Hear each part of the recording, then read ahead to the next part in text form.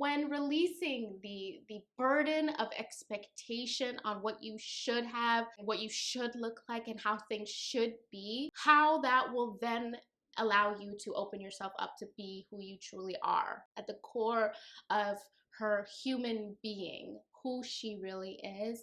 And I hope this encourages every woman, but specifically Black women, because again, we all feel like we have to live up to this perfect, iconic, you know, do it all Renaissance Black woman, to be, you know, just who we are and be okay with that. Just be regular, flawed humans at the end of the day. Am I recording? I don't be knowing. Okay, we good. I am ready for episode 2. Let's go. Okay, it's starting. 35 minutes, that's more like it. Okay, don't play me like you played me last time, Insecure. I always get so nervous. It's just a baby girl song. I love me some big girl. See, it's a passage of time. I knew it. I knew this was gonna start like months later. How much time are we talking now? 1 year? Oh, shit. Oh my God. You just skip a year on me? Make it touch the floor. It's this song. Hey, move it. 10?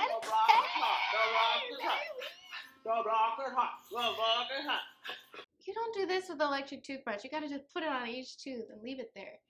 Look at Molly getting scented. I love this hair, Molly.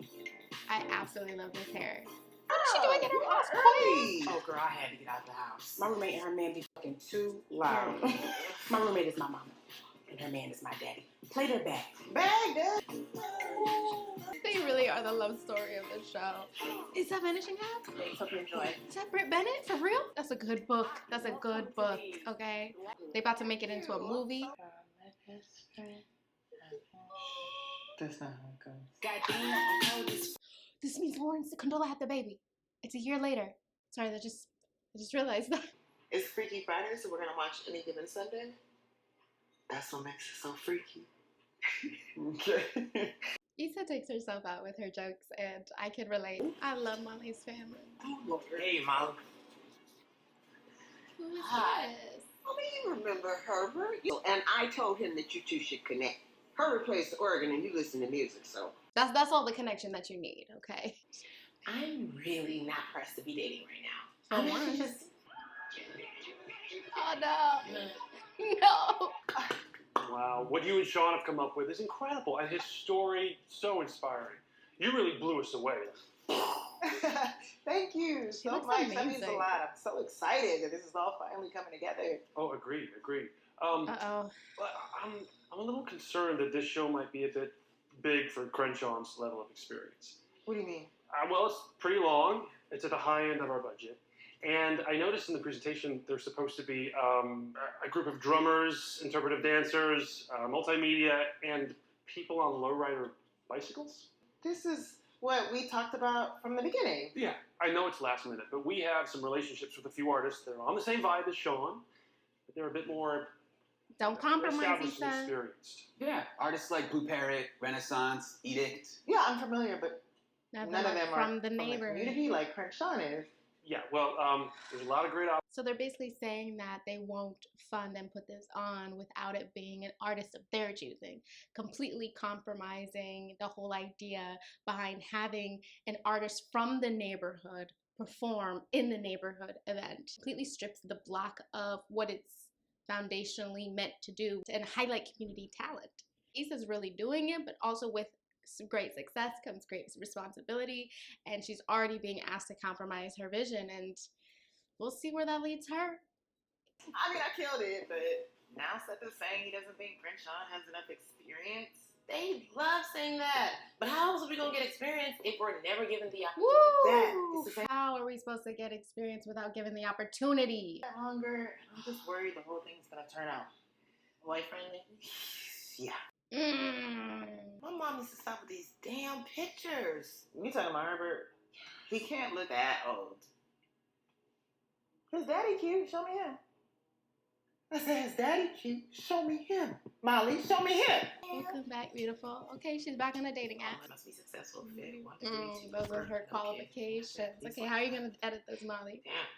I was You doing was most. doing the most. We've been trying to tell you, Molly. You've been doing the most, girl. Oof, that plate Oh my looks God. good. This is it. Oh, Nadia from the panel. So I want. What's that for? Hey! And to be clear, working with Seth has been amazing. He's so smart. Whip smart. I knew she was gonna do that. When this goes well, NBW gets to say that they discovered Crenshaw. If we're gonna go with him, we'll have some notes. Great! Notes are my favorite. Don't take no Thank you, for an notes. answer. Love Good notes, job, Issa. I'm notebooks. trying to take The a page notebook. out of your book. Great. It's the interlude. Who's this? This What's his face? What's his name? What's his name? Issa. Kobe I need to Cervo. get that shit done. I appreciate that. You got to dial that up a whole notch now. I'm finna go crazy. Absolutely. She said, Well, actually, NBW I have did some have a notes. couple of notes. Okay. They think it's ambitious. They. But they just want you to be She had to successful. emphasize they. For example, they want to cut the section on perseverance. That's one of the dopest parts of the show, Issa. I'm not trying to cut that. I know, the lowriders. I love them too. What else they saying? He's not gonna like that. You know, it's funny. Earlier you had said you wanted to double down on the performance element. They want to lose that too. Damn. Maybe we just gotta wait for somebody to really get the vision. Notes are normal for where we're at right now. It's all part of the game. And I'm just trying to win with you. Let's do it! Let's get it. Yes! Oh. We got this. I got you. I won't let you down. California African American Museum. I love it there. What's going on? It's about Crenshaw. Of course, the performances that she said he can't do. This looks like all the stuff that we cut from the show. What's up? Wasn't feeling right, so put the pieces back in. I refuse to be a sellout. You said you love my passion, right? Here it is. All right, we'll see how this goes. This doesn't seem so bad. It's about to get bad. Oh. What is this? We got a whole drum line. It don't look that bad. What is he about to say? That blew me away. Sometimes when you're starting out, you can get so nervous about everything going right, and then you meet people like you and Crenshaw who trust their gut. Trust your gut. Dang, why he looking at her like that? What you want to do, Crenshaw? Another full moon. What does a full moon mean? Like, what's the significance of a full moon? I'm gonna just catch this lift. Why don't you just spend the night? He said, oh. Put your shirt on, Nathan. What you got your shirt off for? It's so much better. Nathan, stay on your side. Nathan, stay on your side. Issa, don't kiss him back. Where are you at? Baby, can you come on? Oh, she's an ugly crier. Maybe Why is she crying? She was stressing me out. I thought I was ready.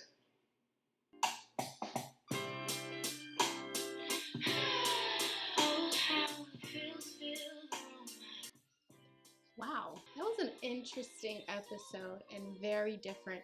We're gonna get a lot of subtlety this season, a lot of subtlety, and I think it's gonna make a lot of people mad. Someone like me, I appreciate the subtle storytelling, but I can see that we're gonna miss a lot of drama because these women, these two main characters, Molly and Issa, are way more evolved than they were in previous seasons.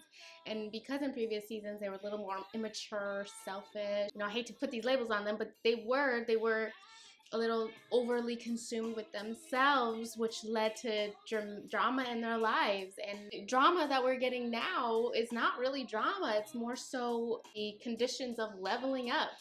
And so we're not going to get Molly being messy. We're going to get Molly speaking mantras to herself and speaking life into herself and trying to embrace the change, as she says right before the date comes. Embrace this change. This is very clearly in response to the therapy that she's been receiving, dealing with things head on, living in reality versus trying to create the reality that she desires, which I think where Embrace the Change comes from. In the beginning of the episode, we get a lot of flashbacks to old Molly. What was old Molly like on a date, in a relationship, or what was old Molly looking for in a man?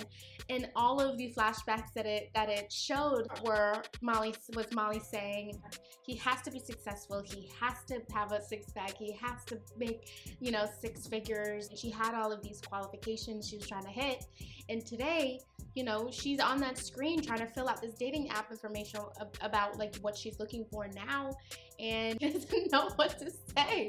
She does not know what to fill out. And old Molly had her a long list of qualifications and requirements for men to live up to, and even for herself to live up to. And now she's a blank slate, she's a blank page. And I think that really symbolizes where she is in her life. She's leaving herself open, and like Dr. Rhonda said, and I think it's season 2, she's living in the could now. She's living in the could, and before she was living in the should. And I'm excited to see where this takes Molly. She is very much in a vulnerable, humble place, and it's jarring because, you know, Molly off the bat on this show was just this confident, just oozing successful woman who knew exactly who she was and knew exactly what she wants. And now we are seeing a 180 completely different side to Molly. And so I am so excited to see who Molly really is beyond the facade of success, beyond the facade of this character that she built for herself. I want to see who Molly really is. One of the biggest critiques I remember from Molly last season, I mean, people went in on Molly last season. One of the biggest critiques were that, you know, people felt like Molly wasn't being genuine or vulnerable with Issa, her friend of, you know, 10 plus years. And we are jumping into this show a year after the events, and we are seeing real genuine change in Molly. There's this idea that Black women have to have it all. They have to have it all. They have to have their nails done. Clearly not me, okay? Hair done. They have to, their bodies gotta look a certain way, this, you know, hourglass. They gotta be 10 out of 10 all the time. And I think another representation of Molly, you know, breaking this down and not feeling like she has to live up to this is her cutting her hair. I think that was really symbolic of, you know, just kind of starting over and not feeling like she has to fit herself into this idea of what a Black woman needs to look like or should look like. And people might be like, oh, Molly's falling off. Molly's not falling off. She's not living up to the standard that Black women feel like they need to. She is actively pushing against this expectation that Black women have to be 10 out of 10. We're not always 10 out of 10, okay? We're not exactly what she did, and that's exactly what she's doing and representing. And I hope this comes as a breath of fresh air to Black women who identify with Molly's incessant grind, okay? This incessant grind that Molly had seasons 1 through 4 that left her lonely and I'll say miserable. I really love in this episode they focus on Molly and Issa. We didn't get a single supporting character. Now Issa, man, a year from this episode, which was last episode, we're getting Issa doubting herself, doubting whether she could do what she has set out here to do. Look at her doing it, man. She's doing it. This episode, she has a little hiccup, right? She's pitching Crenshaw to this company that is throwing an event and they need an artist to help, you know, kind of execute their vision of their event. And she gets pushed back from the brand. But they said, but we just feel like he's not big enough or he's too much of a wild card. And that compromises Issa's vision of what she's trying to do. Issa wants to bring authenticity to her neighborhood. Requesting that Crenshaw filter or censor himself is not authentic. It's not authentic to what Issa is trying to do. But at the same time, it's like we can't get to where we want to go without playing this game. So I really love that we are seeing Issa kind of go through the ringer of what it means to be successful. Like, she was here and she's leveled up now, and this is what leveling up means. Are we compromising, you know, our mission and our passion, or are we completely just, you know, shucking and jiving for the brands and doing whatever they want, and deviating from our mission and just doing whatever they say? And Issa plays you know, the middle part, I think quite well, honestly. She doesn't accept no for an answer when this brand doesn't want to work with Crenshaw. For you, Issa, it was really nice to see you just own your shit and say, I know what the hell I'm talking about. Like, I know what I'm talking about, and I'm gonna push back on your idea because my gut is telling me that I'm right. And so he accepted it under the circumstance that, you know, he would censor certain parts of his project of a show. She then presents it back to Crenshaw, who's like, you want to get rid of the meat to my casserole? And at first he's like not into it. Like, I thought you were with me. I thought you were on my side. And so Issa is playing the middleman here, where she's like, we have to play the game. It's this game of give and take where you have to sacrifice, but not too much to the point where you lose your entire identity. And in the end, he did his show as is, no regrets. Clearly he looks over at her like, I had to do what I had to do. I couldn't tell you because you were going to convince me out of it. I'm going to do the show as I intended. And the brand marketing person who was there absolutely loved it. And he said, thank you for sticking to your gut. That's exactly what we need. And so the company thanks you. That trust your gut, man. I think everything is about timing in this life. You know, everything is about timing. And I really think that that moment of him saying, trust your gut, thank you for trusting your gut, is again another affirmation that you're doing something right, okay? Maybe you're now finally in the circumstance where you could fail up a little bit because it was an accident. It was an accident that it turned out to be that he would go against her wishes, but it was better off in the end. I would love to know why she ended up breaking down and crying. I couldn't figure that out. It is a lot of pressure being an entrepreneur and being successful within it. And I think every so often, you know, like, you know, you can just become overwhelmed with the emotion of it all. Like, when you are working for yourself, it is yours. This is your baby. Like, everything that goes wrong is on you, and everything that goes right is on you. And so, you know, she's not just clocking in and out. And there are real stakes to what she does and these relationships that she's building every day. And that could take a toll on a person, you know? So that was a little bit of where the crying came from and the emotional breakdown. And I love that prevented this hookup with Nathan, and that Nathan ends up leaving, because again, I think we're seeing how Issa's priorities are shifted, completely shifted 180. You know, all of the seasons leading up to this one, there's always a man who she prioritizes. If it was not Lawrence, it's Daniel. If it's not Daniel, it's Nathan. If it's not Nathan, it's the rotation, right? Now it's like she has this higher purpose and everything is coming second, including this hooking up with Nathan. So for a hot second, we're like, Issa, don't go backwards. You know, like, just don't, like, you said you were friends, be friends. Don't rewind it, okay? And I love that the fact that she's living in herself did not allow her to move backwards. As far as next couple episodes, I don't know, yo. I don't know where the season is going yet. Just remember that I didn't mention where I think Issa's gonna end up by the end of the season. I think she's not gonna be with anyone. Like I said, Issa really has jumped from man to man during Insecure, and I think that's kind of why they've drawn out this Nathan storyline longer than makes sense to me. Because to me, I feel like Nathan, we could have left him back in season like 2, but I think they're drawing it out so by the end of the season, Issa can choose herself. I think by the end, she might be met with an ultimatum, maybe a Lawrence ultimatum or a Nathan ultimatum, some kind of ultimatum between herself and her career and one of these men from her past. And I think she's gonna pick herself. We're moving, man, and it feels so good. I want to see where Kelly ends up. I want to see where Lawrence and Condola end up. Okay, and I realized it a little bit later on that a year later means that this baby is born. This baby is here on this earth.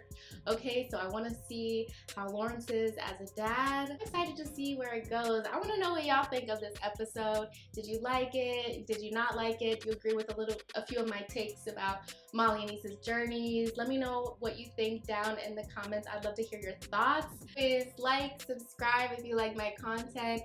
Soon I'll be coming out with a review of a few books that I've been reading on my bookshelf back there. Again, thank y'all for watching so much. I hope you enjoyed this reaction video of episode episode 2 of season 5 of Insecure called Growth. Okay? Again, I am sincerely grateful. This is TITA Takes. Until the next video.